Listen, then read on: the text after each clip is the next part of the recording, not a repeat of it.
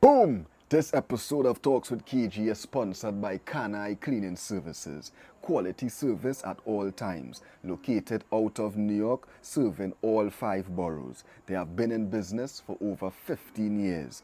Services include cleaning of schools, cleaning of hospitals, cleaning of houses. It don't really matter. Just link up with Karavan Cleaning Services. Their number is 917-200-4362 or email kanaienterprise.com.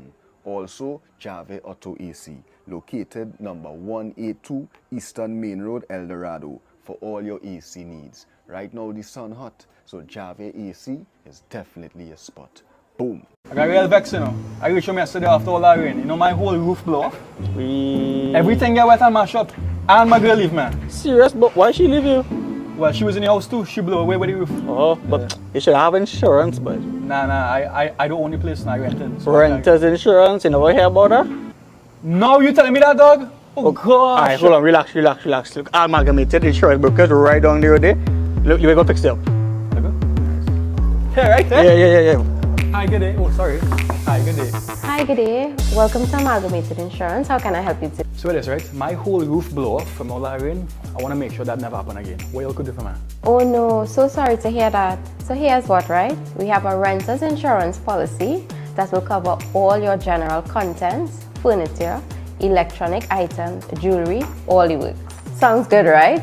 This protects you from things like burglary, fire, burst pipes, and all natural disasters. Okay, well, that sounds good. Sign me up now. As I'm here, what other insurance types do you offer? Because I want to make sure that they have no other surprises in store for me, you know? We offer all types of insurance for individual and commercial clients, from sole traders to industry giants. And we also offer property, motor, marine, group health, and everything else at competitive rates. Sign me up for everything except marine. I hear better to use a friend boat than to own one.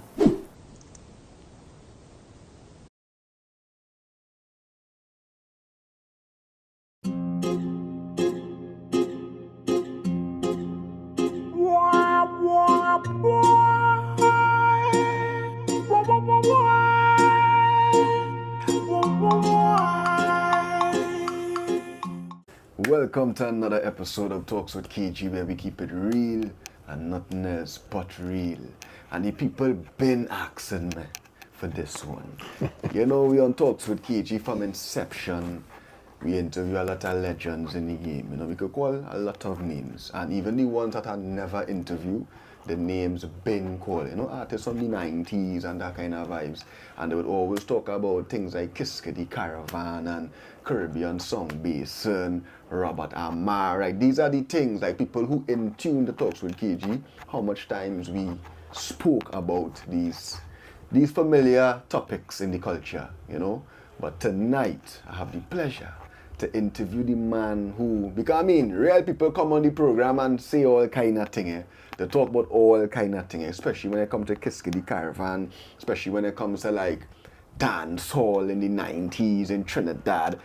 A lot of opinions, you know, but it's a pleasure and a blessing to interview the man himself, Mr. Robert Amar. Wagwan. Wagwan. You see the jersey? Let's see the jersey. Chinese, watch the jersey. The man come out militant. I like that, right? But Mr. Amar, I say, it's a blessing to you on the show. I know it's been a while. I know we're back and forth trying to make this happen. As I say, timing is everything. Because since I started the show, I always knew I had to interview Mr. Robert Amar. Because a lot of artists come on this show. You know, I interview artists like Militant and artists like King David and a lot of like Jabami, like so many elders to me in the industry. And when we talking about the alignment of things, like when it comes to Trinidad and what was before that, and Kiskadee Karavan is always a huge topic. It is. And it's so interesting to me, you know, because I was never there to witness it. True. But I'm a lover of my culture, you know. I love to see innovation. I love to see elevation of my culture and my industry when music is concerned. And to always hear your name coming up, and it was so interesting to hear all these different stories. You know, we hear stories about the Diddy and the well, the Puff Daddy, they don't call him Diddy, right? The Puff Daddy and the Biggies in Trinidad and all these different things. And it's like, these things was really happening in Trinidad. Like, this was a real thing. People talking about that this big studio and it had swimming pool and everything. Amar, they literally talk about this thing like it was the golden days. It was the golden days. You know, so, and I say it's a pleasure. Well, it is indeed my pleasure because I have been asking myself, how the hell this man interview me? Sure. The amount of people I see pass through your hand and say, where the hell? And you know, I sit down listening to Prime Minister the other day and I hear him about captains of industry and are not invited. But that's all right. I mean, I'm my own captain.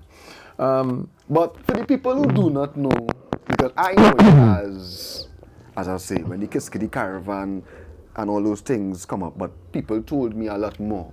Yeah. You know, so I want to go like to the very beginning.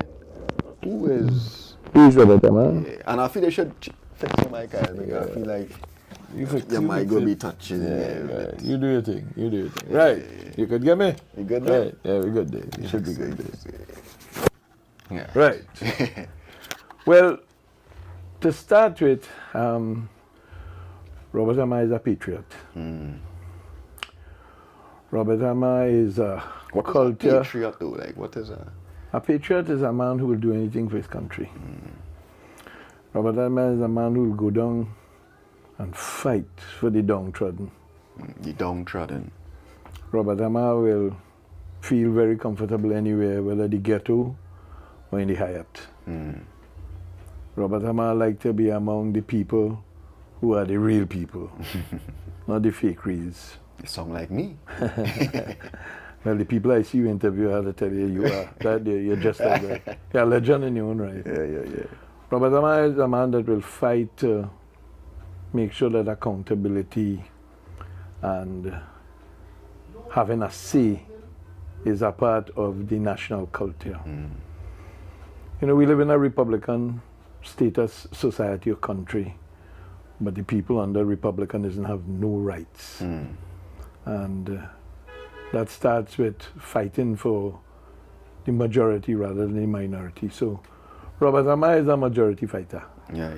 So you've been a fighter from young. From young. It's inherent. I mean, my father was a fighter. Right. You don't inherit the gene of the person and waste it, so to speak. I told my sons that recently, as a matter of fact, one son, my last son, who ended up to be in some difficulty, but I sat with him and I hope it has registered now. Right. But in a sense, Robert Amar is a true Trinbagonian. What was life as a child for Robert Amar? Life as a child for Robert Amar was like every country person because I grew up in Rio Claro, walked to school, eat chana and bread, Chana and bread, yes. pay a penny and get a mobi, Right. get your grandfather to come pick you up in the evening and carry back home, Right. walk up the hill, drink what they call coffee tea, enjoy bake in the pot with any condiment that your grandmother cook. Sit down on the step in the evening and just enjoy the scenery. Right. Listen to the cock crow in the morning Right. and get up and go to school. You would say it was a nice life. A nice life. Bathe in cool water from the barrel. It's the real rootsy kind of upbringing, Right. which you never forget, because the neighbors was parang deos. So when I come into this time of the year, boys say rain, say rain, say rain, say whole night. Yeah. And neighbors looked out for neighbors. So if you step out of line, Right. you definitely will get reprimand. Right. So my early days were very memorable. Used to travel on the train, go to Guayaguiari, pass through the yes. tunnel, turn dark, and everybody went to frighten you. Yeah. Those were the days. Those were the days. Wow. What So- school you went to? I went to Rosary Boys RC School in Port of Spain, Right. Rosary Boy. but I went to Rio Claro RC School on top of the hill opposite the RC Church. Right. And that was my foundation. But better than that, my foundation was parents. They always kept us straight. Most important. They brought us up on the premise that your word is your bond. tell the truth, don't tell a lie. If I catch you lying, you'll get licks. I get licks, Yeah, of course. And not with belt, hibiscus whip. Jeez. I could still feel the lash that my father hit Can me. imagine. From outside Picton Street, walking in inside. Huh. And he always used to tell us, a lie you'll always have to remember, the truth you will never have to worry about. True. So those were my kind of, what should I call it, early days. Yeah. And I enjoyed it. I moved into Port of Spain. I lived on George Street. I lived on George Street and went to Rosary Boys RC. Yeah. And then after that, my father bought a house in Bellsmith Street, right by Fatima College. And we moved in there. And that is where he ended up living until he died. And my mother is still alive at 103. Oof. Still taking care of herself. Serious. Have nobody looking after her. She still goes up and down the step. But then she come from like half your parentage, Chinese. Yeah. No, but for real, because my great-grandfather died when he was like 104, 105. Correct. And he was Chinese, well, had Chinese blood. Chinese Spanish. Right. Yeah, that's the kind of mix it was. So So you see that in me? You see yeah, that? I see the You see that Chinese in in you. me? I can't see the Spanish. The Spanish hiding. I might have to ask Maduro. Yeah, boy. But I think those were formidable days. I mean, there's so much more, but I had great upbringing. Yeah, but what, like, anything in your childhood inspired you to be the businessman you is today, though? Elvis Presley. Like, business started from young? Elvis Presley. Music. Elvis. Yeah. I used to like to play the your guitar. first business endeavor was music? Music. I had a Serious? band called Mod Squad 5. All right. I had, in those days, Fender Stratocaster was the guitar. I remember buying all these equipment and I lost all. I didn't understand the business. So how old were you these days? 16? And you decide I going into the music industry? Yes. Oh, I didn't know that. I didn't know that you really started in the music industry. Nah, started there a long time ago. I used to love it too bad. So I like- Elvis Presley was his inspiration. Elvis Presley was my inspiration. Frank Sinatra, I'll do it my way. Right. You understand? Sam Cooke. They used to have what they call gold bond stamps in them days and used to collect it. Right. Full the book and Right. trade in the book. I used to trade I in the know book nothing about that, for. I used to Mr. trade in the book for LPs. Sam LPs. Cooke, Otis Redding, LP was like albums. albums. Yeah. Right. So it was vinyl. Vinyl, yeah. So we used to save it up and go and trade it in, and I used to get albums, music albums. Right. And I used to enjoy that. I came up with that kind of music in that era. Right. And that was real music in those days. Right. You understand? Right. We read Sam Cooke. Yeah. Come on. So you decided I want to do a band. I want to do a band. Right. And the name of the band was? Mod Squad 5. 5 people. I didn't know no hell about the band. I But what was you like was doing in the band though? playing the fool. You was Just liking the, it. You was the owner of the band? Yeah. Oh, so you was like the manager? Manager. Yeah. I couldn't play nothing. I loved the guitar in them days, boy. Yeah. But I never mastered it.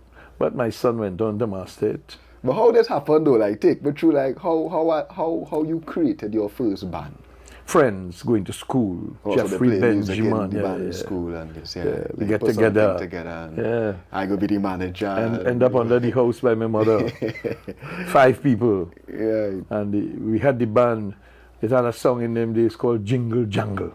I know the name of the song. I can't remember the artist. And we went to play it in Chongsang Association on Charlotte Street. Right. And on that night was a carnival fete. It was the biggest money we ever get. Yeah. Everybody get paid but me. And then I lost all the equipment that night. How come? Wait. The bassman take the guitar, the lead guitarist take the guitar, Why- the drum why? set. I don't know. I can't remember. It's one of those things that just happened. Right. You know, the guy who was in charge of the Chongsang Association, my father friend, Paul Alam, and he gave us a bly. Right. And we brought in some outside people to help us on the keyboards and things like that. But it was nice. It was a good experience. That was Whether the I lost it or introduction. not, that was my introduction. Yeah. And from there, well, then was school. And then from school, I remember getting a bus head. And my father said, you have nothing to do. I come in the office and work from tomorrow. Right. So you was working for your father. I was working for my And father. what your father was doing? My father had an automobile accessory shop selling oil and Right. parts and things like that. And then we moved on to selling tires. Right. We had one of the best tires sold in Trinidad. It's called Vredestein. We say as long as it had beads, it had guarantee. That was the way we used to promote it. Right. And he then branched off into selling cars. We started to sell a car called Daffodil. Daffodil. It's a car from Holland. It used to run on what you call a variomatic transmission. And this was when, like in the 70s? In the or something? 70s, 60s, 70s. And after that, then he merged into getting the agency for Toyota. And that then evolved. The parts place converted into a showroom. They said he was the first person to bring down the Toyota car. He was the second. He was the first person to bring the Daffodil. But we were the second. There was a guy called Tommy Oy, operating out of Laventille, opposite CGA. Right. That's where Tommy Oy used to be. And the vehicles used to be called Toyopet in those days. So that was my kind of early incarnation, get into the business. Started to work with him. And then we had the 1970 insurrection. And I was right in this building in the front. What this building was, though? This building was a radio station? No. This building used to be a multiplicity of things, including agricultural shop and a parlor and a photo studio. Okay. And then he had the tire shop. So and this then was your dad's building, basically? he bought it piece by piece, by Okay, piece. right. He started off with one, and then he bought another, and he bought another, until we owned the whole corner. Right. And we have owned the whole corner since the 1960s. Ah, boy. Right? And after the motor car, then it went to, after the 1970 insurrection, then we started the assembly plant. What is the 1917? What? Black Power. In 1970, they call it? Insurrection. Oh, 1917. That is when the military guys down the road decided they want to take over the country. Oh. Rex LaSalle and Shah and these guys. Right? It was quelled quite quickly. I think Jeff Surratt was the man who was the head in those days. And he went down and talked to everybody. Everything gets sorted out. Right. But that's when the people at Trinidad and Tobago was rebelling because of a unitary positioning. One set of people was controlling everything. So it was a good learning experience for me also because I came up during that time. Right. After the 1970 insurrection, we went into assembly. My father got the license to assemble motor cars. We were the last assembly plant to be opened after Ford and Neil and Massey and Renault. Right. And then we became the final one. And we built the best cars. We had the best reputation in the country. And when you say build the best cars, like it was a brand of car? Or? Toyota.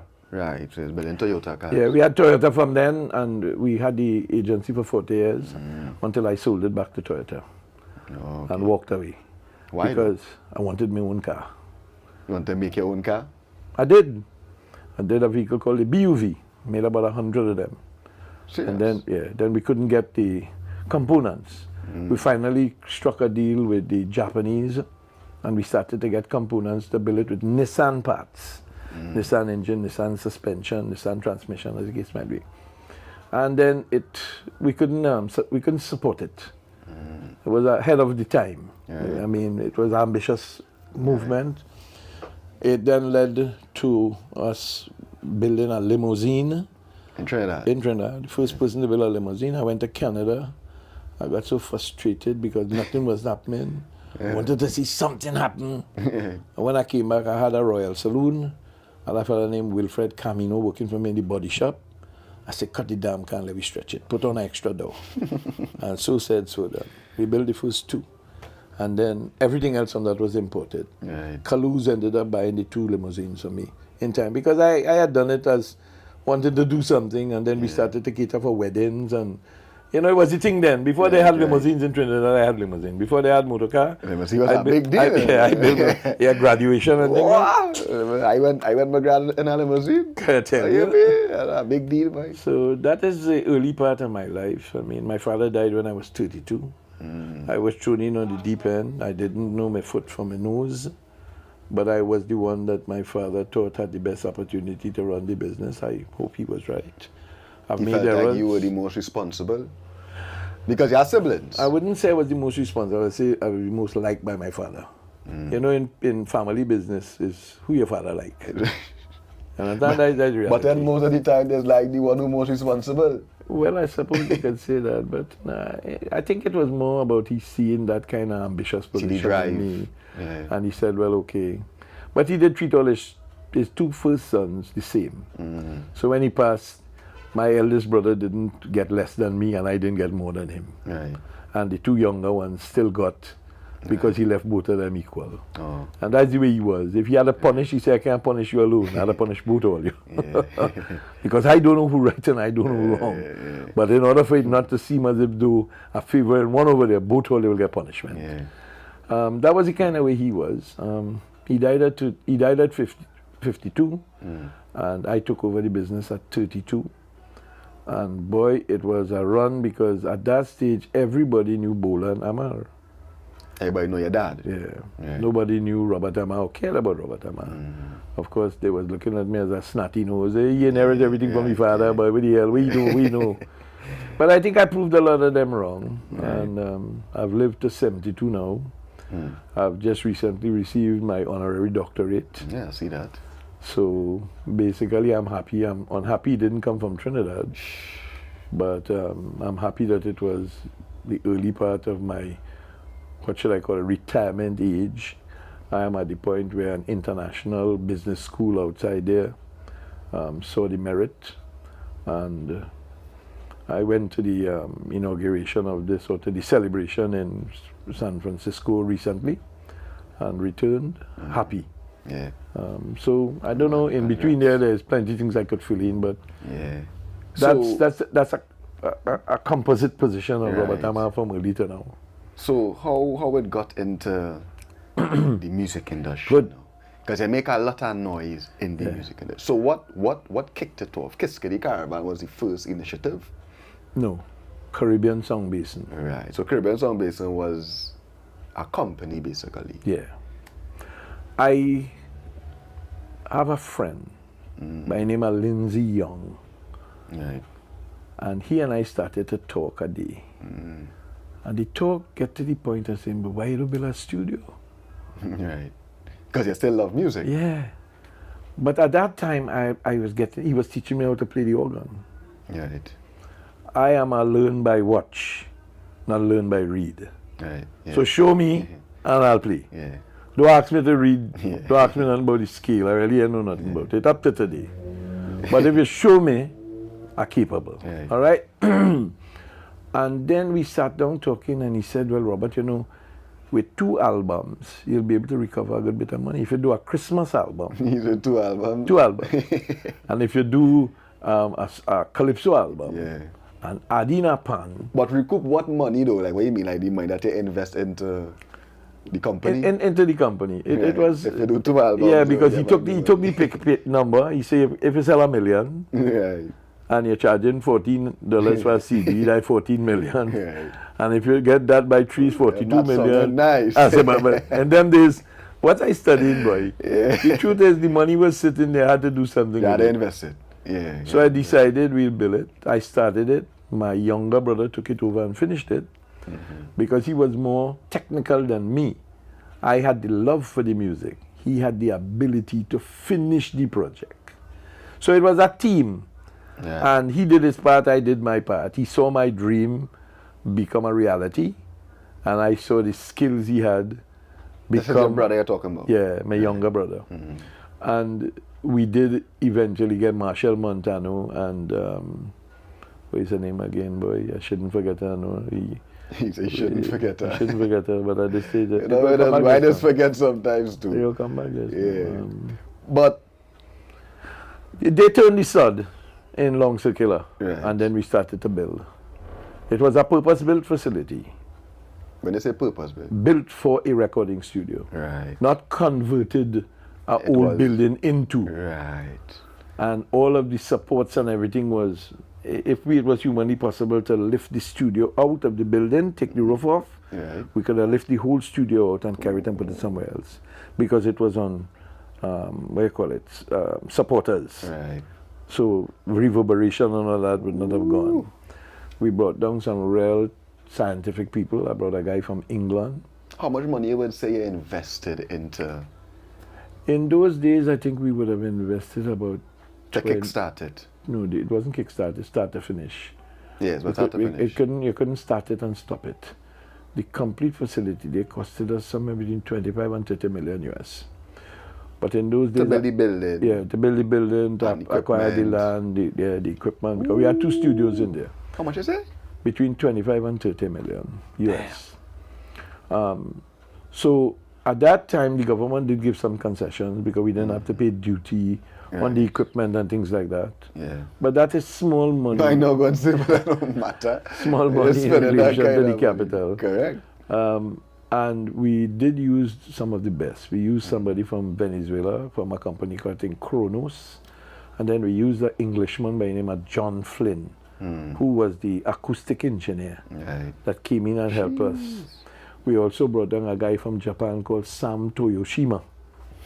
He was the guy that was working with JVC in Japan. Yeah. And these guys gave all to come and make sure they did Best something. sound possible. And coming out of that led to us, of course, having the first person that came was Teddy Riley, Teddy, I was the first artist to come to this. first engineer producer. Yeah. He's an artist, but he Yeah, came yeah, he came yeah. to Teddy produce Tony Tone's album, Right. and that went multi-platinum. So, what was making these people come though? Like, why did he come? Influence. Influence and what? Influence of people. We had a guy named Dice Ramdani. Because the people was working in the studio. No, we had nobody working in the studio yet. These are external people living in New York, that's Trinbagonians, that knew That knew what was going and on. knew what happened Right. and influenced the people to come here. Right. I mean, we didn't have nothing really to do with it. We had the facility and Right. We have a top class studio in Correct, Trinidad. and- If you want to get away, right. in And that's how Trinidad. Puffy ended up here and spent nearly a month and had all the major hits in his early life. So we had to talk about that, Mr. Amar. I think that is something that really interests me. I actually see a picture with Biggie Smalls and Puff Daddy sit down, Caribbean Song Basin, you know. That was a real thing. Well, I don't remember. You know, people has tell me that Biggie Small was there, and to be honest, boy, I was out. You don't remember him being there? I don't remember him being there. Because people say that. they be Puffy like, was you know, there. Puffy in the heart, in the soul, in the mind. He limed coconuts. He went all over the place. He went by the beach. He make me put in a basketball court in the place because they wanted to play basketball in the night. They was working 24 hours round the clock. Right. We have 4 bedrooms in the place, self-contained. We had a gym. We had a pool table. We had a swimming pool. You understand? It was all inclusive. Yeah. Everything you could think about. And when he came, he had the guys turning over like they was on 8-hour shifts. Right. So when one set of people leave upstairs and come down, another set of people come downstairs and work. Because you can come down in your drawers and work. I mean, I think that time I see a picture and with Biggie and Diddy. Well, and you call him and Diddy. Yeah. Puff Daddy. It wasn't Diddy them days. And I was saying Caribbean Song Basin, but as you say, I don't remember that at all. I don't remember. I'll have to Puffy was ask definitely them. the Puffy and Teddy they said Riley. he was working on Ready to Die. Yeah, I'm sure. I don't know what album. You know, in those days it was a kind of secret. Right. Music business is not. You don't know everything that's going on, and we were not inquisitive to say what you're doing. Right, What like you're what doing. you're doing. It's like it was a failure because I think if I had known what I know today, we'd already get 5 Grammy Awards. Because as I tell Puffy, I say, Puff boy, produce the artist for me. Right. Because then it was only money. Right. His interest was celebrity and money. So Puffy was paying you all to use his studio? Yeah, of course we get paid. Yeah, Of paid course well we too. Yeah. Well, at that time, I would say yes. Yeah. Because the rivalry in that time was to work out of New York, out of those studios. And I think they didn't want that kind of interference. They wanted freedom. They wanted to be where nobody Good could energy. interfere with them. Right. Walk in, do your thing, go out. I mean, and I think that worked for them and it worked for us. Yeah. It led to quite a number of other artists coming. As a matter of fact, we had a guy that used to manage the Dixie Chicks, Dixie Chicks, boy. which his name was Simon Renshaw. And he was responsible for one of our local artists called Sterling Gittins, helping to market a song called Love Needs People. And that went on to receiving an award. And Sterling has since migrated. His daughter is the long jump Olympic long jumper, flying the Trinidad and Tobago flag. Right. So he has done well for himself, and he continues to do well because he's a real prolific writer. But Right. he's stubborn too bad. Yeah. Boy, that one know song what we it had to go over and over with him. I didn't like this, I didn't like that. It was a lot of pressure. But hey, it worked out. Yeah. It worked out. So those were the early days of Caribbean Song Basin. And then, of course, remember that came after the 1990 coup in Trinidad. So this was when? This was just after the 1990 coup. So this was literally 1990 or 1991? 91, 92, yeah. Hey. And from that spawned the Kiskadee Caravan. How that idea came about though? John Afun and Gary Dorr, myself and some others, Josanne Leonard, we were discussing what we could do. The young people in the country was at a very low, and we were looking to see how we could rebuild that. When they said they were at a low, as in They lost confidence, I believe, in Trinidad and Tobago. Remember, we just come out of somebody trying to take over the country. coup and all these things. Yeah, and So that- trust the that, government, just nothing. And I think that kind of energized when people saw what people were doing. They said, but we could do that. But what exactly was Kiskadee Caravan? Like, what was the vision of Kiskadee Caravan? Because sometimes I might hear that it was a competition, then I would hear like it like it was a record label. I would hear all different things. What exactly was the vision of Kiskadee Caravan? Kiskadee ended up to be a label, Right. using the Kiskadee bird as a symbol, a fighter bird. You know, like how Trump say, fight, fight, fight. Look at that kind of approach, right? Yeah. And then what transpired is that we started to find or look for artists who we thought could cut it to become international. So And like we, a look for artists. yeah, locally. Right. We had people lining up by the gate. Because they all had like what, like auditions? We had auditions. Yeah. And then Gary Dorr had the influence of educating, transforming, showing, teaching, stage performance. It was a composite arrangement for a moving caravan that we were hoping to migrate into the United States of America with the culinary from Trinidad and Tobago. So it had a bit So of the Kiskadee artistic. Caravan. Correct, yeah, yeah, moving. correct. We're going, you Yeah, understand? That was the pumping. plan. All right. But we run out of steam because I think people started to get, I would say, jealous. What are Indian doing there? What he know about music? But how it started though, like before it even reached the point where people envying it, like you all decided to come up with a competition. No, we never had a competition. So it never We- was a competition. No, no, no. Kiskadee Caravan was never a Never a competition. competition. But rehearsal. That was the competition was party time. Party time would be a Oh, competition. that was more the yeah, yeah. competition. So you see, I always used to think that it was one of the same now. No. Party time was a separate So thing. Kiskadee Caravan was a record label. Was a You were record looking label for talent. intended to find artists, Right.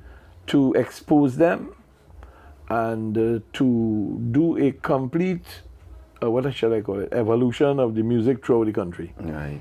So we started off in downtown, You say downtown, like Port of Space. yeah, Independence Square. Right.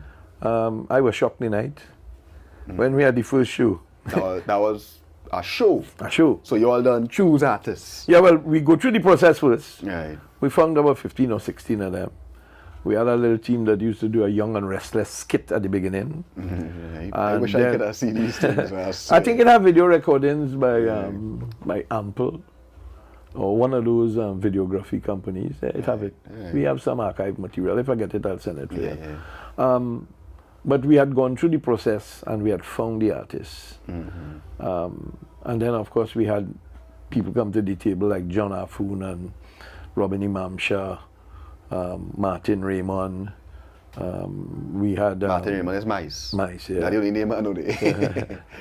And then we had the main man, Sheldon Shell shock. Shelshaw, Right.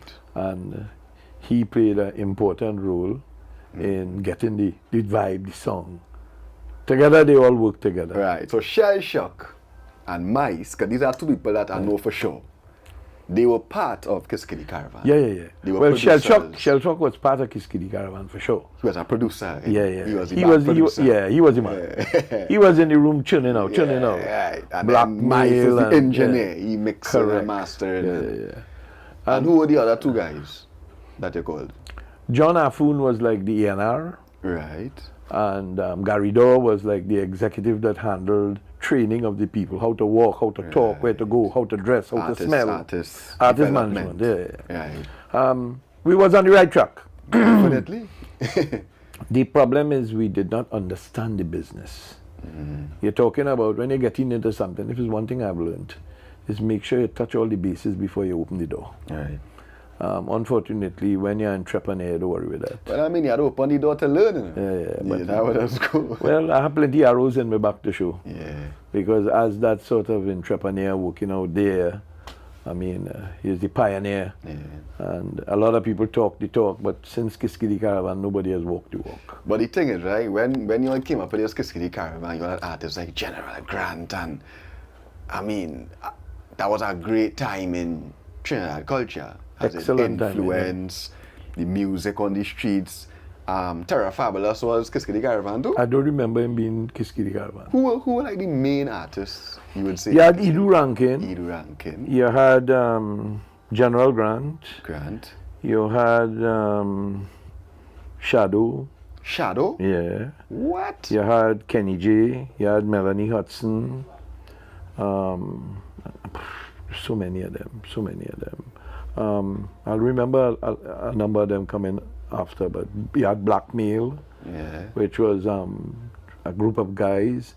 You had the boy with jump started, kick started, start back, rolling, you know. You had Ghettorians. Ghettorians. You understand? The list is so long. I mean, let me tell you. Jam Melody was part of. Jam Melody wasn't part of it. He wasn't part. Jam Melody is a very excellent artist that has come, and we wish him all the best. He has done significantly good for himself. Of course. Significantly. Militant was part of Kiskadee Caravan. Militant was a part of the latter Kiskadee Caravan. We had a real opportunity with Militant, and Militant didn't come straight. Militant took some beats, some guitar licks out of a song in one of his early songs that he was very successful at. And when the guy who was in Trinidad trying to support us to get these big record deals, who got the first one with EMI for Blackmail, Right. we were now on the doorstep to make the next deal with Militant. Right. And what transpired is that he didn't tell us that he had used some Well, of he that. came on my platform and he said that you all gave him the beat or something like that. And he came to you and asked about the sample, and you did not. He said you wasn't the one that told him about the sample. That's what he said on my platform. Look, it's not a debate of that. It's gone. We have learned But our either lesson. or, it was a sample Of that course, really. yeah. And that caused us not to be able to go forward. Because when the record label heard it, they said, but only using something from here from somebody else. And it was a little embarrassing because the man whom we had was Christian Cabazar. So you didn't know anything about the sample? No. Christian Cabazar, when he found out about it, after he went to get the deal, came back and said, Robert, why didn't you tell me that the man had a sample in the music? You lost. You don't know. I lost. I said, but Christian, we talking about? He said, yes, the record executive is telling me now that they cannot do the deal because it has a sample. And this Frenchman talking to me and I saying, he died in Trinidad, fighting hard to help us get to the next level. He was significantly responsible for Marshall Montano's success as he have it today. Yeah. Marshall's success came because of Cabazar when he took him to Europe. Marshall had the biggest opportunity everybody to work with the biggest stars. And my information is that he got homesick and he wanted to come back home. But in them days he was much younger. Right. You have to understand that. I mean, we all lose touch with what is important. The priorities are not there and we don't have the best management for our people. Right. I'm happy to see what has happened with young brother. I think he has gone well. He has had a good set of people looking after him. Right.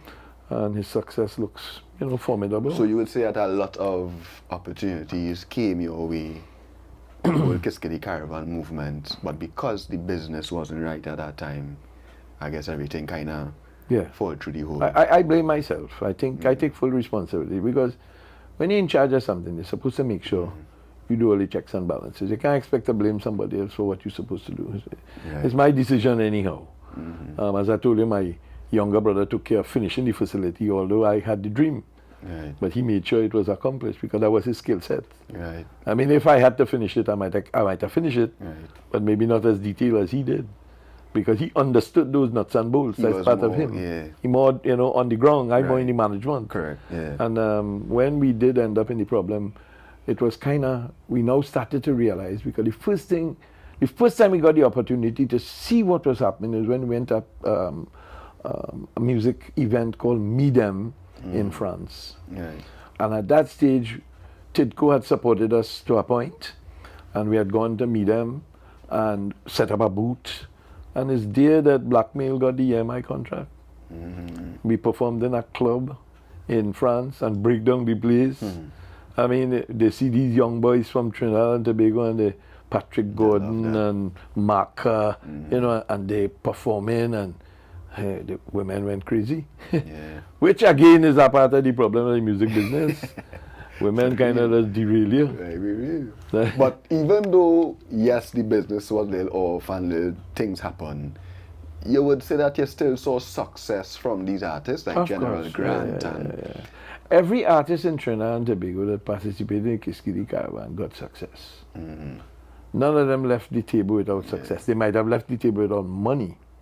So the artist wasn't making money? No. So there wasn't like doing tours or like No. performances? In those days, it wasn't like that. Serious? Yeah, there wasn't. So Granty and them wasn't like... all Granty over was the only one. Caribbean He's and- the only one. Right. He's the only one. That's why I said we established even a record company outside in California called Rara Records. And he was the artist that started, and he make it to the charts, When I think of Grant, he was a star. Yeah, Because he I still think is somebody a told star. me he was on some... What show that was? Like something in the States back in them days. Like one of them... Like one of those... Yeah, he was. He well, talked about it well, today when he was here. Yeah, but... The thing is that it takes money to make money. In those A lot days, to while invest we in. had the capital yeah. as a indie label, it's not the same way as if they're coming under a big label. We didn't get a record label deal from. We went out there as an independent. Of course, yeah. Independent record label, yeah. You understand? And to fight up with them fellas, because in them days they had that money, When you go by radio station, in them days, you ain't getting no record player for free, Right. But the goal was to get the artist signed. Correct. As you say, take the Caravan to the States. That's correct. And get this bag. That was the plan. That was the plan. It was a good plan. So nobody ever broke the ice? Like we always signed the dotted line and it's like nobody ever...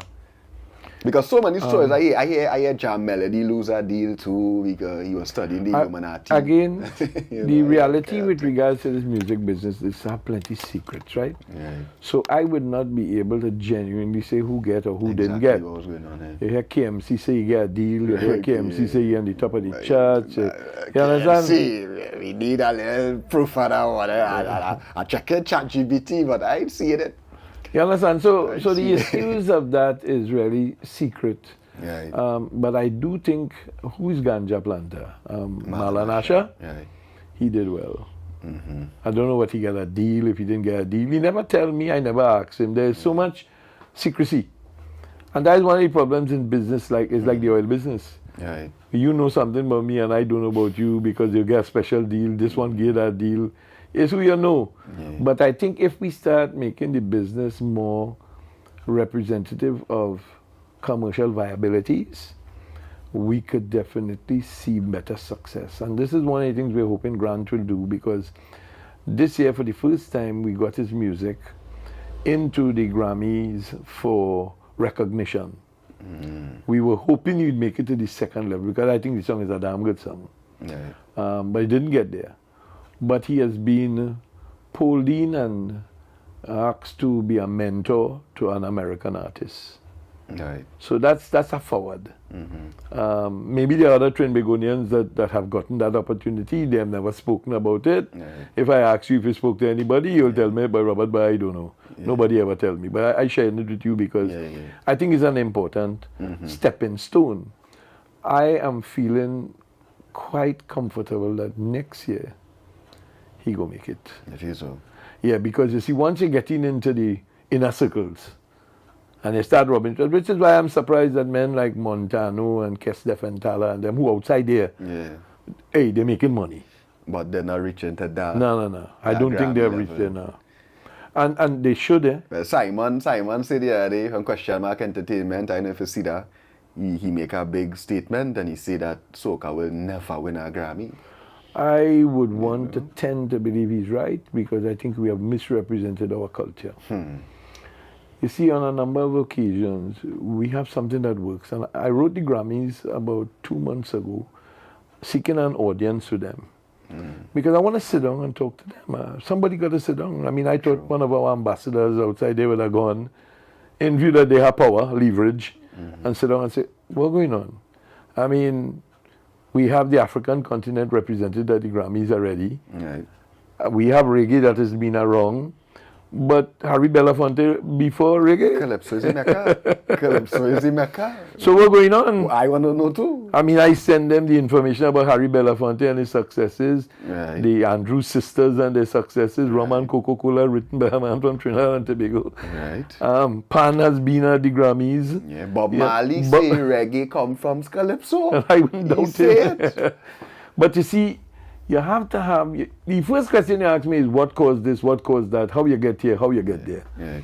If we don't even understand that as our cultural attaches, True. how do we make this stepping stone? If you don't know where you're coming from, where you're going to go in. No, and that again is simple statements like that has been around for years, but has been disrespected. And the only time it gets respect is when the person get recognition. Right. So you will see maybe I'll get recognition in Trinidad now that I've been recognized by an international business school. You understand? So we at the point where one does not know how we make these continuous errors. Right. And as a young person coming up, I mean, I remember when we brought Barrington Levy to Trinidad and we put him in the stadium, the biggest concert they ever had here. They have nobody that's ever gotten to the concert to that level. And I sit down talking to some people here, they say, I remember very clearly the chief fire officer or a superior fireman coming backstage and meeting me and saying, Robert Amar, we have to open the gates and let everybody in. We're talking about nearly 35, 40,000 people inside, and it's still hard outside. They got trampled. You understand? Yeah. And I said, well, if we have to do it, do it. What do you want me to do? Yeah. It's like crisscross coming to Trinidad. I mean, I brought them. Yeah, you brought Snow, crisscross. yeah, I brought Snow. I brought them. Yeah. You understand? What's his name? Biggie, not Biggie Small. What's this guy name? But he died. He was a very influential man in the business. Anyway, we brought him to the Oval, Yeah. and he performed, but he didn't come. He sent the team, Heavy D and the boys. After I pay Heavy D all my money. He ain't come? He ain't come. Instead. The same fella named Dice Ramdani, who helped me out in the end. Yeah. Call him at the end and say, you know, if everybody ain't going, and Heavy D said he ain't coming. I had to give back people $5 by the door any night. When they come in, he look me with $5. You have a ticket? And they're so smart, they buy the ticket the night and still get back $5, you know. Only when I catch myself, I say, hey, draw a red line through them tickets. But they don't get lick up already. But hey, the bottom line is, I enjoyed this entertainment industry. And if I have to do it all over again, the only thing I will do different is I'll sit down and analyze the business from start to finish. So why you stop? Like, what was the reason for you saying, I'm good with this? And what will you do with the studio? Where Caribbean Song Basin? The studio is still there, but it is turned into a commercial entity, and we have rented it out. So It's a kind of businesses. In it. And why I stopped? I stopped because of the people at Trinidad and Tobago. When you say the people, The executives, the financiers, the population, politicians. Politicians to an extent. But I can't blame them for that. Right. Although they should have stepped in and do something, but they didn't. DFL. And when you say under step in and do stress. something, as in like support the movement of Kiskadee Karavan. Yeah. And I imagine we just say the same thing today, Mr. Amar, and people just disagree with that. I find like we have a lot of young talent today too, and still we don't see the government trying to help now. Well, we taking a different approach with it right now. I mean, I have some guys that have called me.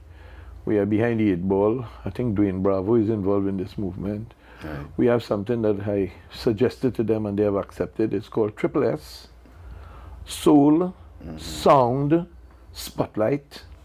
It's going to be a international release of live performances, like how America Got Talent, that you go to a stage, the only thing is the stage is open anywhere in the world. Okay. And you'll perform and we will critique you. We have judges already selected. We're just waiting for some final things to come together. Yeah, now we need more of those things. Because Yeah. these are the things that had the industry vibrant, as I always say. Things like Soca Star. Yeah. I wasn't there for party time, but just hearing the artists speak about it. Yeah. I asked King David and them, I say, how it used to be, like explain it to me. 'Cause it's so interesting to me how the entertainment circuit was back in them days. You have to go back to Auntie Hazel, boy. Without, right, Auntie Yeah, 12 go and back under. there. Yeah, These 12 are and things I under. grew up seeing. Yeah. My stepfather is Holly Bitodia Jr. Okay, That is actually my stepdad. right. Right? Not Holly Bitodia, but Yeah, Junior. I Right? understand. Right. So I grew up scouting for talent. Yeah. You know, hearing all these stories. And as you say, we don't know where we come from, so we don't know where we going. And like people stop do these things. Well, again, we come back to that famous statement, captains of industry. The captains of the industry are never given the respect they ought to get. I mean, okay, we have a situation right now in point where we closed down Lara for parties. Oh God, Mr. Amar. That understand? one tearing up social media, right? No. Well, no, you see, again, people who are involved in this business world now are interested in only two things. The first thing they're interested in is money. The second thing they're interested in is to put on a good show. Right. But the money But the first thing, money. Yeah. So what has happened is a lot of these guys have made plenty money, like the carnival bands, but they have done nothing for humanity. In my own defense, when my father died, he had established something called the Amar Foundation, Right. which is statute in the books of Trinidad and Tobago. And we gave like 80 scholarships. As a matter of fact, quite a number of people who got scholarships, when they came back, they say, you don't remember me? You know, I'm a doctor now. And I'm a doctor now because you sent me to university. And some of the politicians who are today rearing their heads up on the top there, we were responsible for their condition, for their education through the Amar Foundation. Wow. The one that met me and shocked me was Roger Hossain from the University of the West Indies, who is in charge of economics. Right. And he said, you don't remember? It's your Amar Foundation that helped me to go to school, you know. I said, you sure, boy? I do remember. Because again, we missed the boat with history. Right.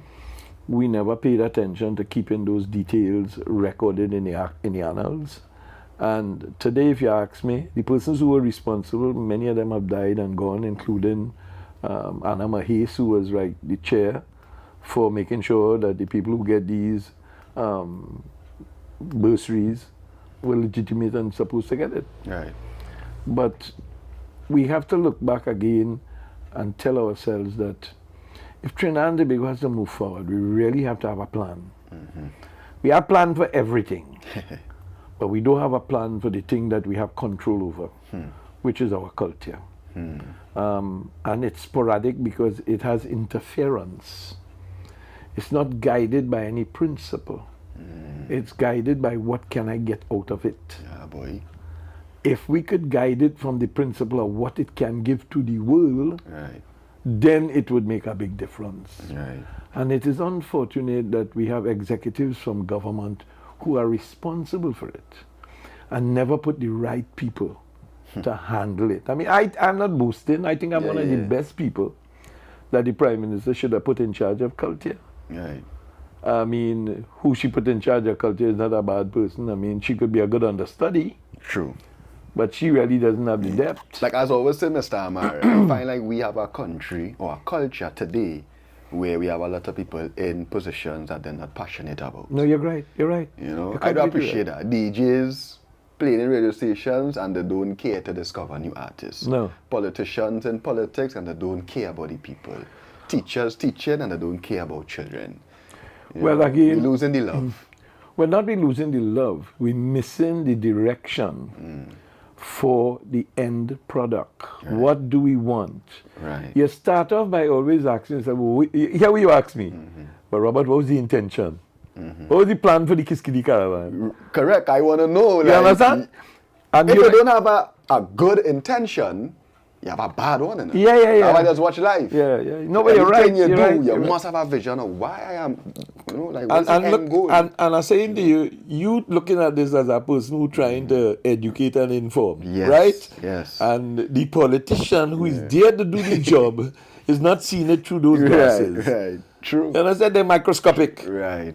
They have two people around them, tell them do this and do that. They have no experience, but would not ask anybody else, well, why you should do this or why you should do that. Right. You know, it's no different than what has happened No in vision. the country. No vision. We have vision, but we have convenient vision. Yeah, correct. We have vision for the thing that meets the minority, not vision that meets the things for the minority, for the majority. Right. I am asking myself, well, what's going on here? Is water not more important than building a new building? Definitely. So why is this we talking about all these monstrosities If we of don't even buildings? have water. A cultural center where the old jail is, turn Carrera Island into a boutique hotel, whatever. What are you getting them to drink when they come? Oh, Lord. How we dealing with them to bathe? We can't bathe in Tobago sometimes because the water gone. No structure. No structure, no system, no priority, no vision, no investment capital for where it will impact the biggest part of the society that we're living in. So it's nice to put up great plans. Tobago try it, as I told somebody the other day. And Watson, you going to Dubai, carry a nice presentation, and how we come back? He come back with the 2 grip with some extra clothes that he buy in Dubai. You understand? What did that do for us? True. These are things that are nice if you really have your people comfortable. But your people not comfortable. The road's bad. But you're talking about building a new highway from San Fernando to Mayaro. How that making sense? That can help us. Fix the infrastructure that is there, and then let's move on. But we want to build new thing, and we can't maintain the old one. True. And I mean, we have all these performing arts centers. So Doing what? and what? Where's the efficiency of them? How much shows they do? Where's the income? Where's the expenditure? Mr. Alexander say, you know what is a community center? It's a center in the community. But it's true. Well, they're laughing, but it's really a center in the community, but the community don't even use the community center. Because the community center is not set up for the community. What is it up for? It's set up just to serve politicians to say, I built a community center in your community. You're not looking after things for the older people in the community. So where is the 65-year and older coming to do Tai Chi so that they can increase their life? Where is the cooking classes for the younger women in the society so that they can have a second opportunity for a job? Where's the artisanship for the people who are the painters, the sculptors and all of that? Where's the blow glass system so they could create vases and things like that they could put on the internet and sell? Where's the handicraft people that could come and store the thing, the old ladies in the area that want to come together and put together knitting and things like that they could... Where's all of that? That's what community is all about. Correct. And if we don't build community, and again, where is the artistic element of the community inside there? The folklore, the person to come and perform, the comic, the comedian. Where are those people? You're telling me communities don't have that? They have no way to express themselves or expose themselves, and the damn community under the control of somebody. When you want it, you have to come, permission please to get it. No. Are you a PNM? No. Are you a UNC? No, you can't get it. Where's the system? And this is Trinidad and Tobago's problem. I mean, we continue doing the same thing over and over and expect a different result. It's like crime. You can't fix the damn thing if you don't get the death penalty to work. Find a way to make it work. It work in Singapore, it work in Malaysia, it work in Thailand, it work in China. So we want to say it works. So you're for the death penalty. I will implement it tomorrow if they make me Prime Minister. I hang them. And the following day, I hang the first tree that I believe I have nowhere to go. And I go to the parliament and I change the law. But the reason for not having a death penalty because you can hang an innocent man, right? Yes, but if you go through the process and you're hiding behind the skirt tail because you know Pratt and Morgan is there, and once you make 5 years and you're sitting down there, it becomes what you call gruesome or bad or inhumane. I wonder when he cut off the person's head, was it inhumane? No joke. And this is where I don't understand the 41 people we elect in the parliament. Where is your priority? What are you doing for the people? Yeah. Let us deal with that. What are you doing to give the people a say? Carnival coming again, it could be the same thing, you know. Truck going down the road, throw the rubbish on the ground, bring out CPEP to clean it up, and the bandman make all the money. No, we have CPEP by Carnival, don't worry. I got to have it. I had to do it. I have no choice, no choice. Oh, good. But we, you know, I'm looking carefully at all the land we have, for instance, in this country. Yeah. And I'm saying, we have not done anything in 30 years to have even 75 acres of any one crop other than sugar. They tried the orange and it died a natural death. Wow. Because what was the plan? Yeah, no vision. You have this man from Burkina Faso. He leading the world with tomato, you know. Hey, my dog. You understand? This man growing tomato like it gone out of style. Because he get fed up importing tomato sauce from Italy. He not exporting. Do we have to import anything? You would say that we have to import. There are things we have to import. Like if we want what? a healthy country, we have to import. Like what? Like Kiwi fruit, for instance. I mean, Well, I mean- there are things we have to import. yeah. We, But could- what you think we should not be importing? we shouldn't be importing meat. Right. We shouldn't be importing chicken. We shouldn't be importing goat, sheep. We shouldn't be importing water. Yeah. We- We importing water? Yeah. Of course. What? It's a I big, didn't even know that. It's a big industry. All them high-end restaurants. Hey, and 40, Oh, you mean like bottled water? Oh, yeah, $40 and $50 a bottle. Right. Yeah, like be real. You understand? In regards to other things we shouldn't be importing, I mean, we shouldn't be importing corn. There are plenty of things. I mean, hey, I'm not an agriculturist. There are agriculturists that have the skill sets to guide us. We should be fighting to re-establish our cocoa industry. We should be reinvigorating cassava. We should have breadfruit like it gone out of style. Telling you. You understand? We should have all the vegetables you could think about. Nobody should be hungry. Nobody should be hungry. Because we definitely could bring a mix of meals that will make it very Of course. healthy. Yeah. But we're not doing that. We focusing too much on he say, we say, them say. I mean, it reminds me of Neil Robertson.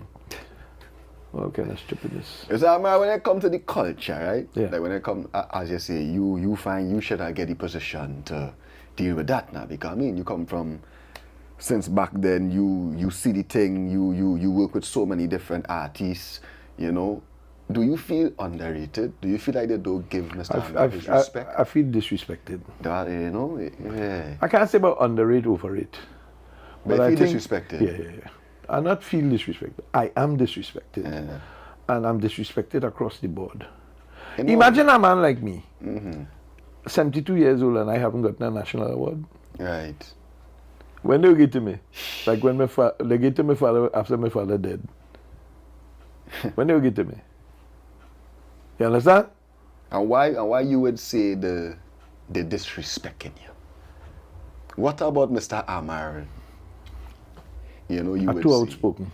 Yeah, he's born your If I father. was a toady line kind of guy, lick up and suck up, I'd done gone big. Yeah, but that was good. I'd be one of the captains of the industry. Yeah, wow. Because yes sir, okay sir, no problem sir. What you want sir? Okay sir, no problem. Yeah, And that whole military kind of colonial day era, we haven't gotten around that yet. yeah. And you could tell that when you see how we behave. If national awards are really to be given to people who should get national awards, I mean, we have plenty of people in this country that didn't get. True. I mean, Bugsy Sharp get one, but there are plenty of people who haven't seen the light of day. I mean, there are people who could fight for themselves. I can't fight for them. I mean, I fighting for me. Yeah. So you want your award, regardless of well, what you again- think before you go. At the end of the day, I deserve the award. Yeah, definitely. This is Yeah, I not agree. been wanting. I agree. This is a shame on both or all prime ministers, starting with Pandey. And well, the only one that give me a little respect, well, two of them give me respect, I must admit. Robinson is the first one give me a respect. Yeah, Robinson, Robinson make me chairman of the Export Development Corporation. yeah. Right. And then Pandey, when the coup came, Pandey made me a senator. And I told Mr. Pandey, I say, I go in there, but I'm not towing no line. Yeah, you do know that. And he said, Robert, no problem. No problem. Yeah. I don't want you to toe no line. And then, of course, came Patrick Manning, who really never saw any merit in me because he saw me as a UNC. Okay, yeah. And then came, who was after Manning? Manning was then Kamla. Yeah, come on, and then Rowley. Yeah. And then Kamla came, and I never forget the night she called me in the first incarnation, 11:30 or something like that. The night I see the phone ringing. Hello, Robert? Yes, Prime Minister here. I said, yes, Prime Minister. Well, the board's committee just met, and I want to tell you, we want to make you the chairman of the Film Census Board. And I went, Film Census Board? What is the Film Census Board? I said, Prime Minister, sorry, I don't have the competence to do that job. And she must be shocked like hell. And I think since then there was that kind of, he don't toe the line. Yeah. You understand? When it came to Rowley, well, boy, Rowley gave me the hardest time in my life. Rowley put me out at a press conference. Yeah. Well, you're talking your mind in the press conference? No, I asked him questions and I put him on the spot and Yeah, he didn't like he that. couldn't answer. Wow. And then he came back, they had to send me an apology in writing. Mr. Amar, the Prime Minister apologizes. We're going to do about that. I can't do nothing about that at the time. And he, together with Manning and Kamla Prasad Bisesa, Kamla Prasad Bisesa did give my father a national award, Right. Hummingbird Gold, which I was very happy for. My mother went to collect it. Right. But the others, and in particular her, she very well knows my capability. Right. But I don't want to work.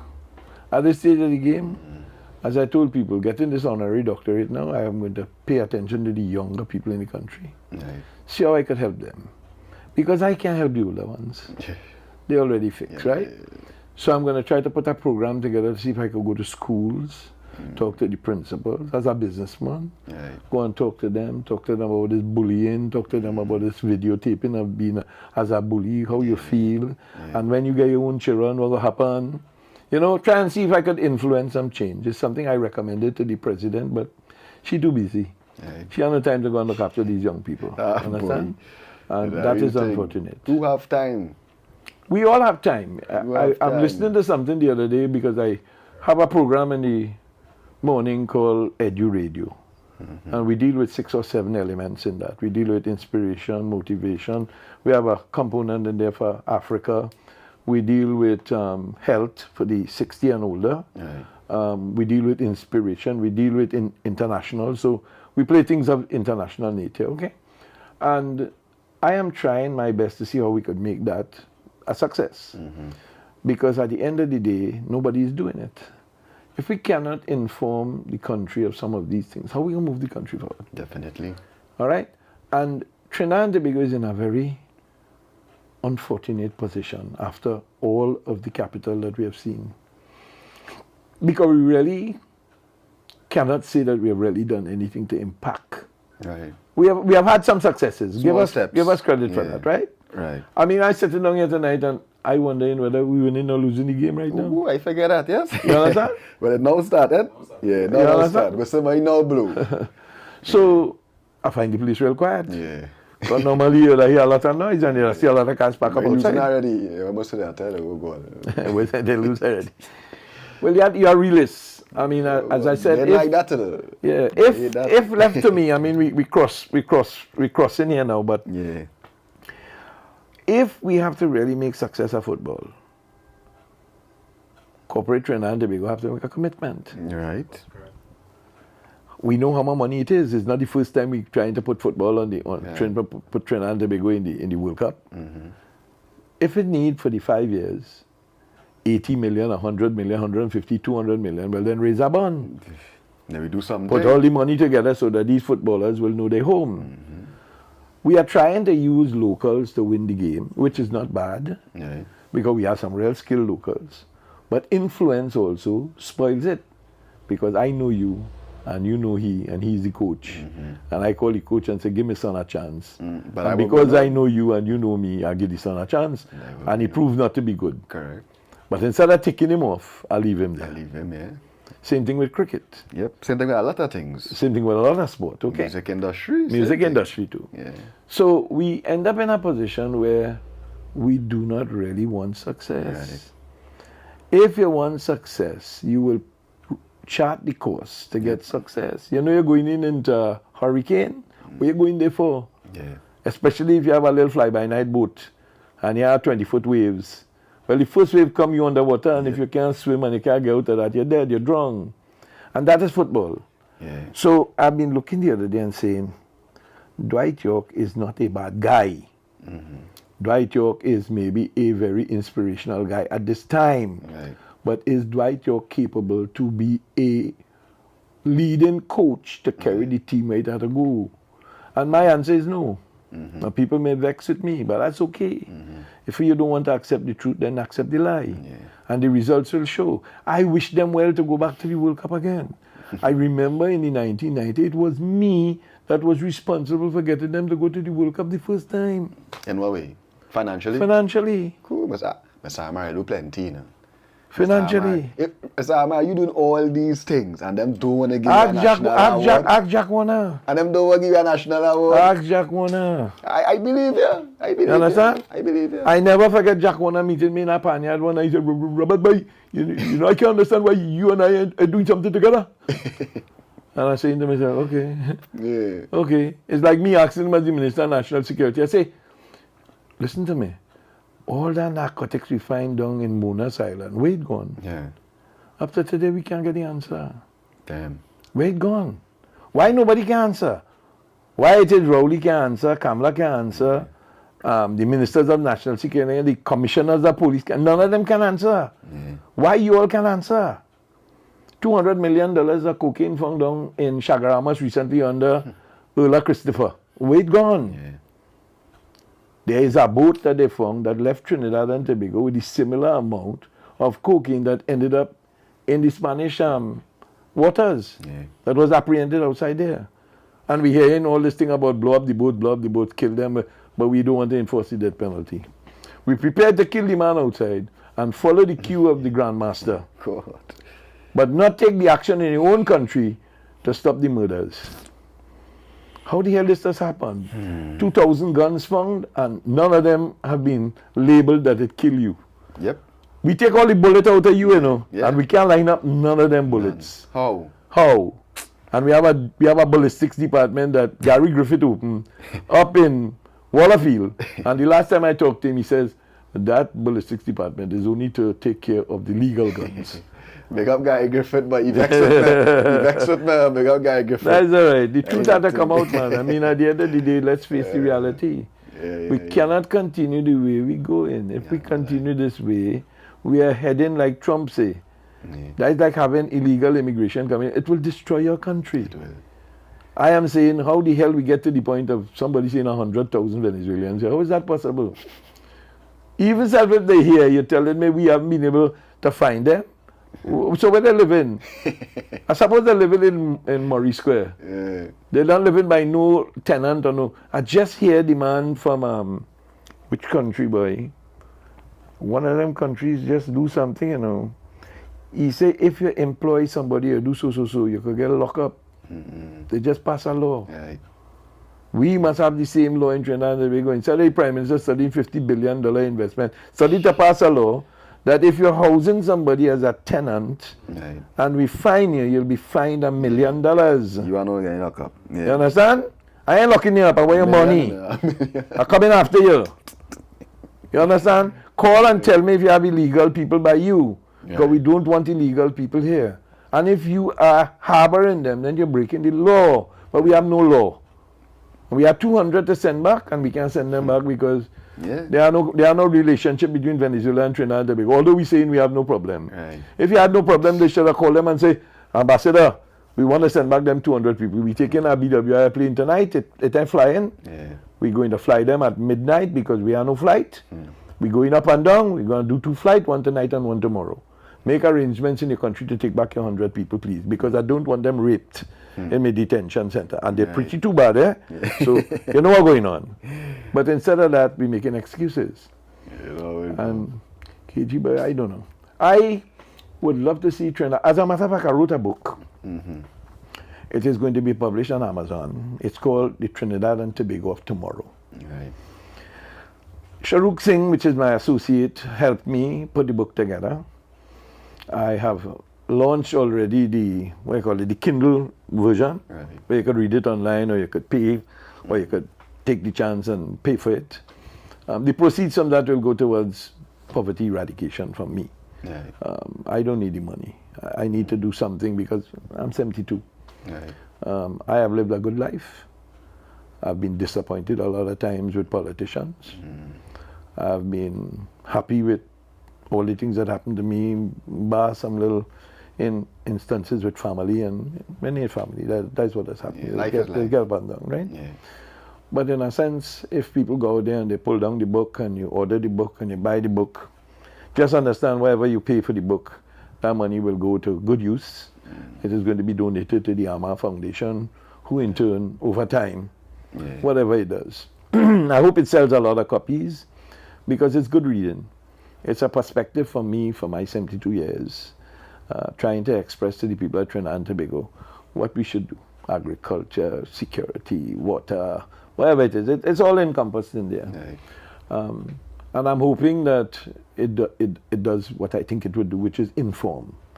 One of the guys who work here, his fiancée, girlfriend, who teaches at a university in Ireland, have told me that next semester they'll use the book. She'll use the book in part of her training program at the university. Nice. So I feel very, honored. Because I did send her the initial draft and she had liked it, but now it's finished with all the pictures and everything inside it. So we're heading in the right direction. Yeah. So, Mr. Amar, you say you're not in the music industry again, right? But you still own a radio station. I own a radio station, and as a matter of fact, my wife and myself have decided we're going to bring on board 2 people to help us, work with us in the artistic side, because we think they're very genuine and they're grassroots and they're down to earth. Artists? Yeah. Bunji and Fayan. Or you're bringing in Bunji and Fayan to help you with the... With the artists, with the creative side. Oh. And hopefully that will help us to spawn, to make the SSS bigger. That will help us to find some artists that we could be able to help to direct, to go into a direction that could make them money and grow their popularity, and at the same time build the product Trinidad and Tobago. Yeah. When I was coming in, I see some people waiting. They're looking like some upcoming artists. It look like that.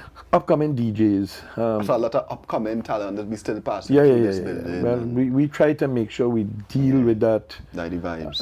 as the most important thing, because nobody else is doing it. Or if they're doing it, they're just doing it because they have to do it. We do it because we want to do it. There's a big difference between us and the rest. We're not running down the mighty dollar. Hey, we want the mighty dollar. Everybody wants It's an important thing, okay? But at the same time, we don't let the money... intention, as we say. Yeah, we don't let the money supersede the passion. Right. And this is where we are very different to the rest of people who are involved in business. Yeah, definitely. People can say what they want to say. I mean, at the end of it all, I am content that I'm doing what is right. I am not serving who is right. I am serving what is right. What is right. And that is my kind of... that's my kind of modus operandi. That's what I want to do as I aim towards my golden age.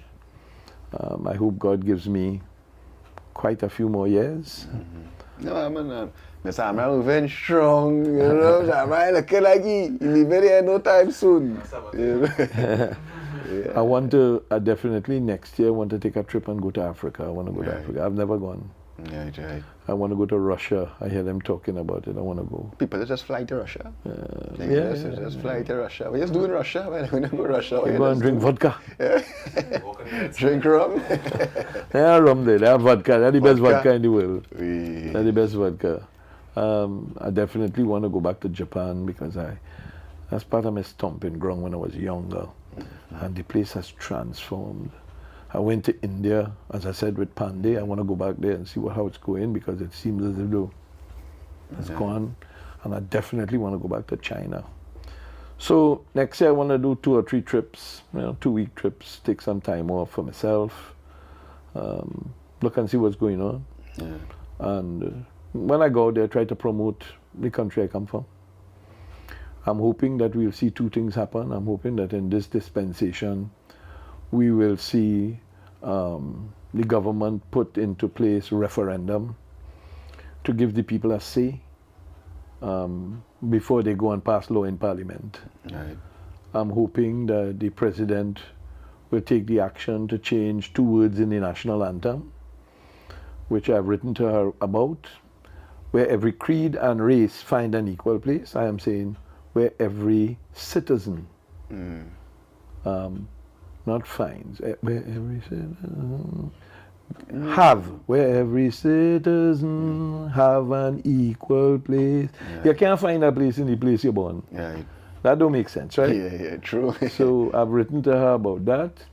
And then, of course, the other thing I'm hoping that will happen is that we will see some kind of transformation in the education to start to deal with the younger people in guiding them like the Japanese have done and the Chinese. Instead of book, try to teach them humanities. Right.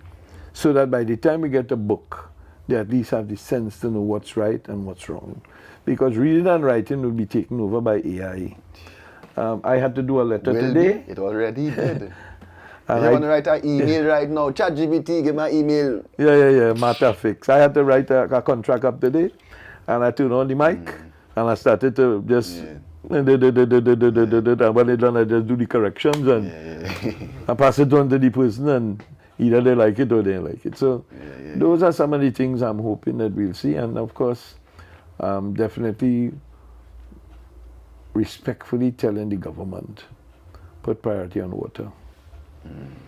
You guys are playing with fire. Because the day this country get thirsty, if you think the riots of the water riots in the early days was big, and now with people know so much more. I don't even know about them Trouble. water riots. When that was? I think in the 1600s. It's a long time ago. Oh, a long time ago. 60, damn. All right, so Well, yeah, I'm Mr. hoping for Amar. that. I'm hoping for that. And of course, I'm hoping to see accountability become a priority. Definitely. We are too loose. We talk about $3 billion that the former government couldn't account for.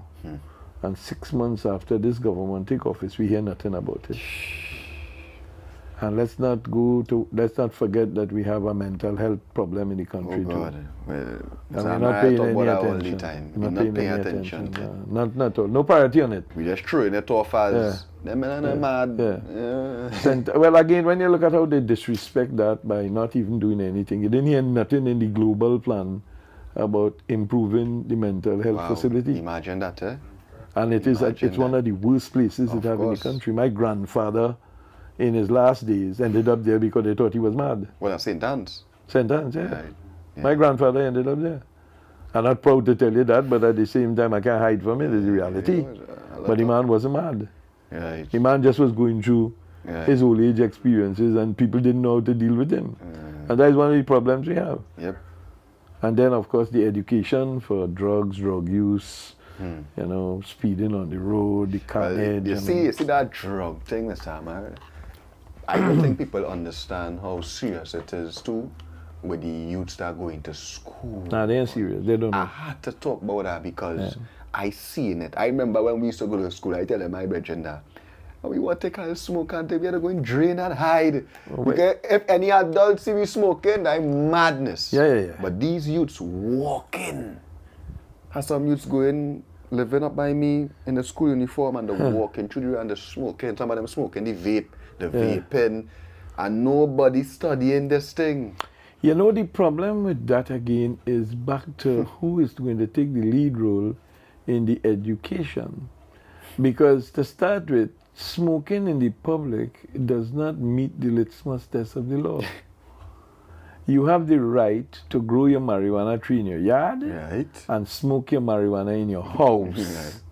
You don't have the right to take out your spliff and walk up the road. You don't have that right. And you're right. I mean, in my younger days, I had a good friend. I haven't spoken to him in a while. I used to go Tranquility. And we used to go Albion Lane when we want to take a smoke. Yeah. We leave the school right behind Yeah, the hide Tranquility and tennis smoke. court. And we sit down right there. The first time I smoke, I tell them, I said, what the hell is this? This is nothing. It had no effect on me. And I never smoked after that. Yes. No, never smoked after that.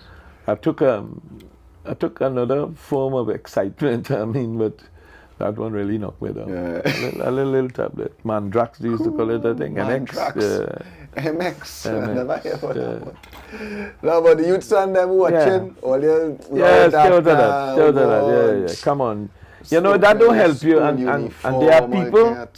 there are people in America that show when you smoke what has happened to your lungs and things. Yeah. It's a complete destruction, you know. Yeah, smoking is bad. You understand? Smoking is bad, and vaping is not I smoke, and I'm trying to stop smoking. No, I wish you well. Yeah, I tell you, I fight it. I wish you well. I really want to stop it. I wish you well. It's not easy to do, but it's easy to do. It's up here. Easiest thing to get into, hardest addiction. Oh Lord, but that's like me and my weight. Easy to put it on, but hard like to take it off. But that's where we are. I mean, other than that, boy, what else? I hope the government take cognizance of the people's disappointment. Yeah. Especially this last one here where this cancellation of Brian Lara came. Oh God. There must be consultation. Yeah. You have the power, but you also must be passionate. Right. Because we are culturally developed along a path. I was hoping that she would have taken the action and introduced the law first for where nightclubs and things like that will close at an appropriate time. Right. Nowhere in the world yet has have this type of behavior. I mean, I'm using loose terms. I'm sure they may have places. Yeah. But the significant majority of the world, developed world, whether it's China, England, France, Germany, Spain, America, or wherever, those places, their bars and things close at a reasonable time. Yeah, of course. Yeah. In Trinidad and Tobago, when I think it was Pandey, who put in anytime, any day. Anytime. Yeah. And we need to remove that. And then the other thing is that in order to solve the crime problem, we need to go after the changing of the number plates.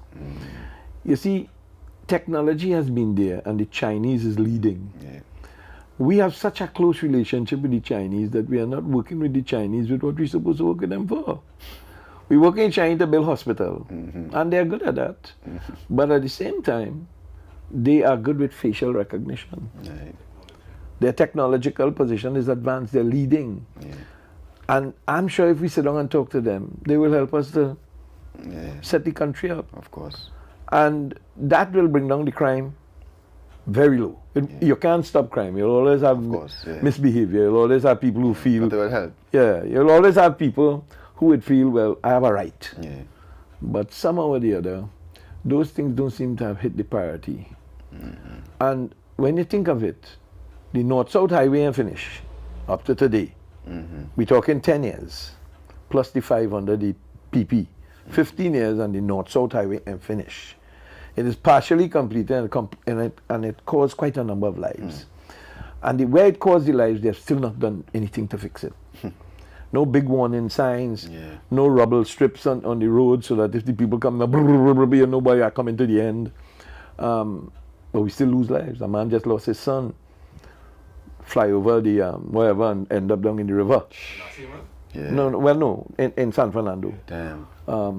And we have a situation where we want to build this new highway, as I say, from San Fernando to Mayaro. But you didn't finish the North-South Highway yet. Where's the priority? No vision. Well, I don't think it's vision. You know. I think they have vision, but they have lack of plan. No end game. No end game. What am I trying to do? If I'm going to set up this Mayaro thing, for what? How many people? How much business? How is it developing? What industry? Agriculture, tourism, farming? What it is? What are we doing down there? What are we doing? What are we doing? You know, and we have so much things that is sitting down, similar like the houses. Oh, God. We have endless houses that half finish. And we still, after 6 months, have no plan to do none. Well, decide if you have 6. Which one is at what position? This is at 60, 50, 40, 90, 80, 85. Well, obviously, let me take the 90 and finish them. Yeah. But here what we gonna do? We gonna take the 30. Because more money there. Yeah, correct. And, you know, that is the wrong side situation. You know what you think? And I kind of frustrated. You're kind of frustrated. I kind of frustrated. Because I find it Well, so... I don't frustrate you too much now, man. No, I find it so easy. But we make it so complicated. You know why? People had to get their containers clear off the port and they're still catching the tail. Men had to wait 6 weeks for inspection. And you telling me we serious? Boy, crack the whip. If the customs giving trouble and the head of the customs, call the head of the customs in and talk to the head of the customs. You're hearing all this stupidness about the house, but nobody will come and tell you, them houses down in the west, they cost $2 billion to build, and we get only 800 million. So we lost 1.2 billion. Nobody come and tell you that. Because if you keep it a secret, you could definitely take advantage of the secret by doing the same thing. Of course. Because nobody can measure you. But that's why they don't like people like you. Nah, that's why they don't like me at all. Yeah. If I sit down in a cabinet at all meeting and they're talking, boy, they will bawl. Because I asking all kind of questions, All kind of questions. How long you going to Chinese? Yeah, man. So I'm a real talker. But it have plenty more. I mean, at the end of the day, I am available. I want what is best for this country. Yeah, I know that. As I say, at this stage of my game, of my life, all I could do is give back. Yeah. Nobody really can give me nothing. Yeah. And the truth is, I really don't need nothing. I mean, if I get some money, I'll be happy. I played the lotto in America last night. Yeah. The $1 billion. Yeah. So I'm going to check my ticket just now. Boy, you could imagine I win that. Come on. Look how music industry moving forward. No, I only changing one thing. I don't want to change everything. I want to deal with singulars. You see, when you bite more than you could chew, you choke. I understand where my capability is, Right. and I will run in that capability. Here I tell you, I believe they should have put me in charge of the entertainment industry, the Ministry of Culture. That's where I think I could go. Yep. I didn't tell you I want the Ministry of Finance job. I didn't tell you I want the Minister of Works job. I didn't tell you I want the Minister of one Housing. position that they're not passionate about. Yeah, I could deal with that. I could do Correct. that, and I will get it running. I will make it efficient. Yeah. I will make people successful. I'll take the money and I'll make sure the money is stretched to do whatever to be done. I'll set a prioritization inside of there that will put you on fire. Because I want results in time. Right. Because I'm 72. Yeah. I can't wait until 80 for you to give me the results. I want the results 72 and 1 month. Yeah.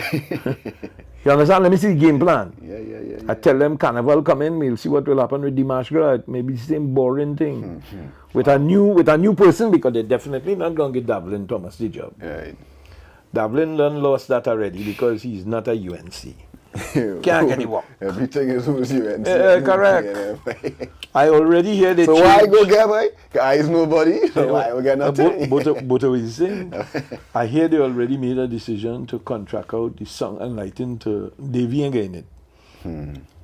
Davy had it for about 15 years. You understand? He no longer going to have it.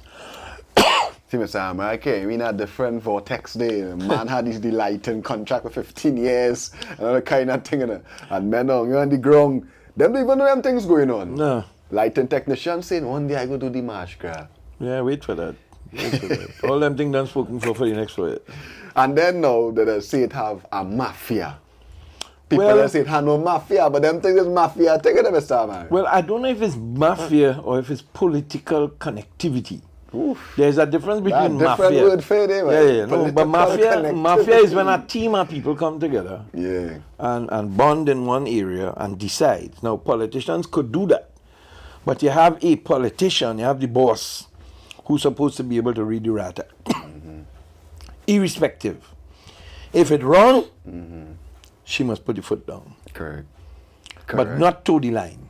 Now, I'm not telling you giving another person the job is not right. But what happened to the procurement laws? So why we have the procurement laws? Did they put out a public tender? Did the person get it right? It's like we boy from St. Vincent that get the house down the road. Oh, cool. You understand? They're beating up on he. And the man said, but my wife is a Trinidadian. Yeah. The way the man put it forward, I thought that was the outside woman. You know? Oh, God. You're laughing? I thought it was the outside woman. I said to myself, but even said the man outside woman, was that your problem? Yeah. Oh, God, boy. Hey. You don't know, you know his religion. What happened if he's a Muslim and he entitled to more than one? Yeah. Legitimately. You don't know. You don't know. I don't know. But it's not my business. I'm not going there. I listened to another one in Tobago saying, I'm not a dog, nobody ride my back. And I said, what the hell wrong with you at all? And throwing that for another person. Yeah, boy. Yeah. How that Some making kind of sense? thing, I'm like, whoa. How that making sense? Done, boy. But you see, that is where, and the man, what is his name? Lee Kuan Yew was right, you know. Trinidad and Tobago have a carnival mentality. Yeah, carnival is bacchanal. That is what we have. Bacchanal is carnival. And that does not help our young people Yeah. to develop towards a future Trinidad and Tobago. No lie, no lie. Because if we operating under the same old paradigm, Under bacca. under Baka, we're in trouble. We're in serious trouble. Mafia in the music business, I would say You that got this right? Order everything? it have preference. And it has control by people who should not have the control. Now, people have told me band leaders decides what song to play for road march. Now, I've always told them this thing called road march is a farce. You cannot have a road march where the decision is made in a static position. Right. The decision is made on the stage of the Savannah. Decision is made downtown. The decision is made on Aripita Avenue. The decision made at the venues in the various parts of the country. That is not a road march. Cannot be a road march. That's a predicted kind of music play. Right. That's like me coming to a radio station and play Michael Jackson. All right? Road march must have mystery people on the road. But then our carnival has not maintained consistency. When the band leave the Savannah, that is it. People deciding already how to go home. Because that seems to be the prance. Right. For those of them who are carnival connoisseurs, well, they'll stay on, take their little drink and all of that, but the music does die down, everything does go away, the band does get disaggregated, half the band in one end, the next half in the next end, 2 truck down the road, 4 truck up the road. Change it, really change. You know? And how do we do that? How do we make the carnival a spectator's item when we have an all-inclusive product that nobody else could get into? Correct. Not even the people who peddling on the side of the street could peddle. Yep. Long ago, you used to run and buy 2 beer on the side of the street. Right. Now we are go by the truck and take 2 beer. We have moved the carnival from spectator to bourgeois. Correct. This episode is also sponsored by Big Boss Bullies. If you're looking for top quality companions, check out Big Boss Bullies 868. Go check out their page right now. You know, I'm a dog man. I love my dogs, but I love quality companions. If you're really looking for that quality bully, go and check out Big Boss Bullies 868. You know the thing go. Boom. Yes, I don't know the battery dead, no thing. Mr. Amar, we talking. Lord, But petty we dog. can't do one part alone, but Mr. Amar, like be real. I feel like I make Mr. Amar a repeated guest. Yeah, you know, that kind of vibe. You talk about all kind of things. I really just want to get the story of Mr. Amar and, you know, the Kiskadee Caravan and all them legendary times that we had in the industry. But Mr. Amar, a lot of youths just look at this program. Yeah. You know, and I want you as a businessman, as a man in the industry, a man who do so many legendary things, just to give them a little word of advice. Well, the first word of advice I want to give you is that ChatGPT is really the boss. Anything you want to find out, anything you want to do, any information you want, any kind of guidance you're looking for, any kind of options that you want to find, give ChatGPT a chance. Is that really thing, you know? As much as that may sound like, what, ChatGPT? I used to tell people, I used to talk to ChatGPT like a psychiatrist, you know? Like a counselor, you know? If you use it the right way. They say technology was made for the welfare of man. If you use technology the right way, you could succeed. You see, evolution of technology has made life simpler for you young people. You don't have to spend the time that we had to spend to get to where we are. This is an opportunity for you to get to the place where we are faster than we have ever gotten there. And it's warp speed right now. So technology is also involved in the internet. If you don't have a connection to it, find a way to get it. And use that as your guiding principle for setting your foundation. With that foundation, now you have options, because what is going to happen soon is that a lot of the mundane responsibilities of humans doing jobs will be taken away by technology. So you've got to chart a different course.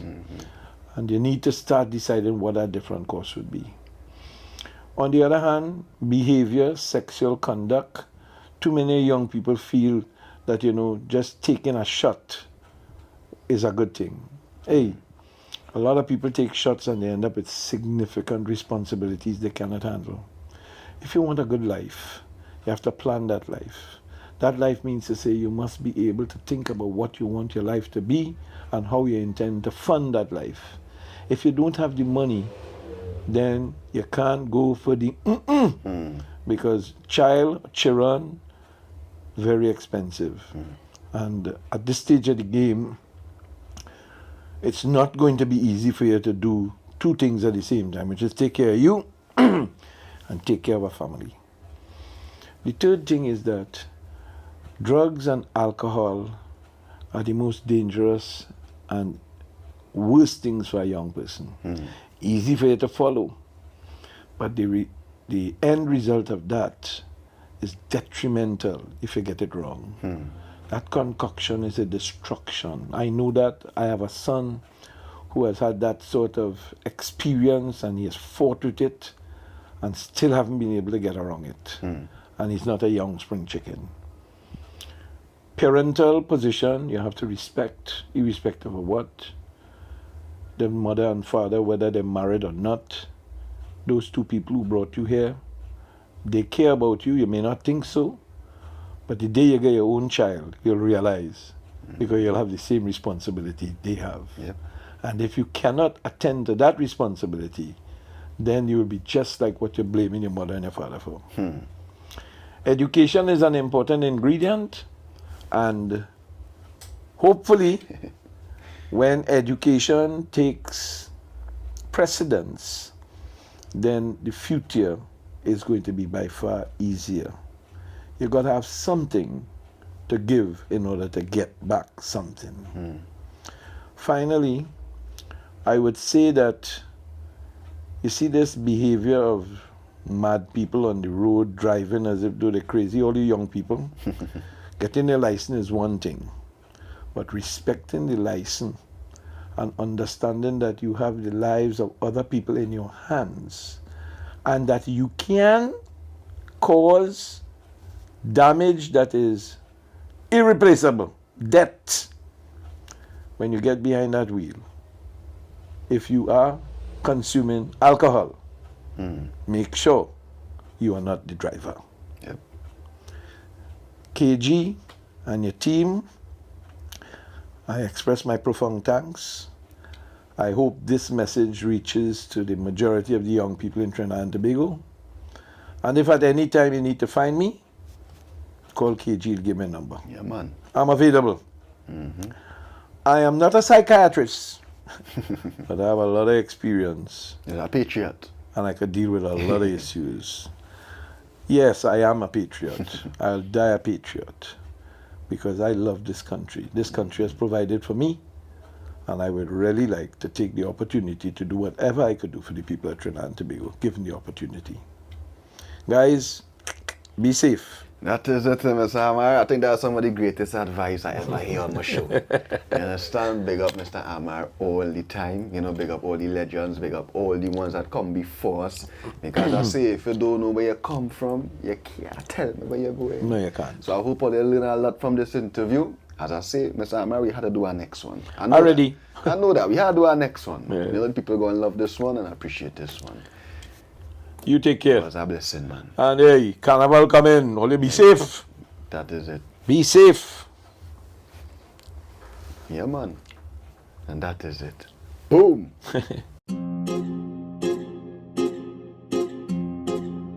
Wah, wah, wah.